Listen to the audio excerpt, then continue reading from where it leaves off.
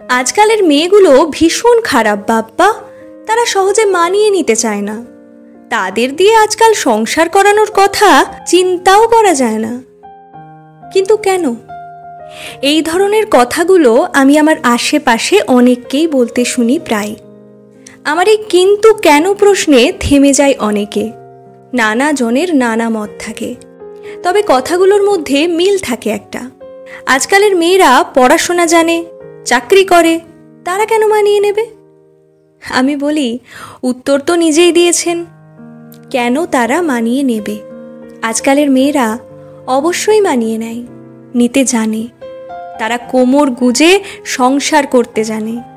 তারা কম্পিউটারে কাজ যেমন করতে জানে, ফর্দ মিলিয়ে বাজারও করতে জানে, বাচ্চা পালতেও জানে, আবার মেকআপ করে পরিপাটি সাজতেও জানে। সমস্যা শুধু একটাই, এখনের মেয়েদের একটু আত্মসম্মান আছে। অন্যায়কে অন্যায় মানতে শিখেছে, মানিয়ে নেওয়ার নাম করে চুপ থাকাকেও অপরাধ জানতে শিখেছে। আপনাদের সমস্যা ঠিক ওইখানে। মেয়েরা ঘর ছেড়ে বাইরে বেরিয়ে পড়াশোনা করতে গিয়ে যেমন সমাজের অসুবিধা হয়েছিল, তবে ধীরে ধীরে সমাজ যেমন সেটা মানিয়ে নিয়েছে, একসময় মেয়েদের এই বারবারন্ত সাহসও আপনারা ঠিক মানিয়ে নেবেন। আর একটা কথাও প্রায় শোনা যায়, এখনকার মা বাবার প্রশ্রয়ে মেয়েদের সংসার ভাঙে। মা বাবারা বলে, তোকে কি আমরা না খাওয়াতে পেরে বিয়ে দিয়েছি, আয় চলে আয়। এই কথাটাও তো সত্য। আগে এক একজনের 7-8টা সন্তান ছিল, সেটা অবশ্য খুব বেশি দিন আগেও না। আমাদের মা বাবাদের ফ্যামিলি দেখুন, তারা কয় ভাই বোন। তখন মা বাবা আসলেই মেয়েদের পার করেই দিত। তারা অন্য সন্তান নিয়ে তখনও যখন হাবুডুবু খাচ্ছে, চাইতো না টাকা খরচ করে বিয়ে দেওয়া মেয়েটাও ঘরে ফেরত আসুক।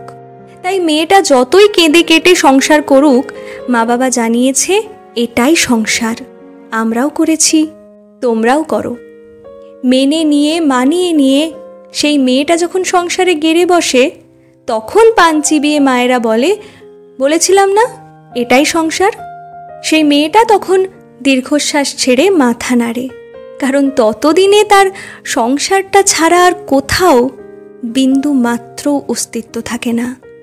সেই মেয়েটা যখন মা হয়, তখন তার সন্তান থাকে 2 কি 3টে। তাদের বড় করতে গিয়ে মা বাবা তাদের সর্বস্ব দিয়ে দেয়। খুব নিম্নবিত্ত ছাড়া এখন খুব একটা ফ্যামিলি নেই যারা তাদের মেয়ে সন্তানদের পড়াশোনা করায় না, তাদের মেয়েদের শখ আহ্লাদ পূরণ করে না। সবাই কম বেশি তাদের মেয়েদের আহ্লাদ দিয়েই বড় করে, সেটা উচ্চবিত্ত হোক বা মধ্যবিত্ত। মায়েরা তাদের চাপা দীর্ঘশ্বাসটা হালকা করে নিজের মেয়েকে তা পূরণ করতে দেখে। ভোর 6টা থেকে কোচিংয়ে নিয়ে ছোটে, স্কুলে সারা দিন বসে থাকে, টিউশন, গান, বাসার পড়াশোনা সব মিলিয়ে মা বাবারা অনেক কষ্ট করেই সন্তানদের মানুষ করে। অধিকাংশ মা বাবাই এখন তাদের মেয়েকে খাওয়াতে না পেরে বিয়ে দেয় না। সমাজের নিয়মে, জাগতিক নিয়মে তার সন্তানকে নতুন কারো সাথে সংসার করতে হবে, তাই মহা ধুমধাম করে লাখ লাখ টাকা খরচ করে মেয়েকে বিয়ে দেয়। যদি খাওয়াতে না পেরে বিয়ে দিত, তাহলে তো লাখ টাকা খরচ করতো না। এই সামান্য ব্যাপারটা আপনারা বোঝেন না কেন? তাই যে মা এটা শুনে এসেছিল মানিয়ে নাও এটাই সংসার, তার মধ্যরাতে কান্না মুছতে যখন কোনো ফ্যামিলি মেম্বারের হাত পায়নি, সেই মা এটা বোঝে। যখন মেয়েটা কষ্ট পাবে, তখন তার মাথায় হাত রেখে আলতো করে বলা, চিন্তা করিস না, আমি তো আছি। এই সামান্য কথাটার মূল্য কি হতে পারে? তাই এত যত্নে পালন করা মেয়েকে যখন হুট করে তার জীবনে আসা অন্য মানুষগুলো অধিকার সহকারে কষ্ট দেয়, তখন মা বাবা অবশ্যই বলবে, আমার সন্তান তুই, আমার কাছে ফেরত আয়। কারণ এখনের মা বাবা জানে মরা সন্তানের চেয়ে ডিভোর্সি সন্তান অনেক ভালো। একসময় মেয়েদের স্বামী মারা গেলে তাদের চিতায় তুলে দিত। সেই কুসংস্কার যখন ভেঙেছে, তখনও তো অনেকেই প্রতিবাদ করেছিল।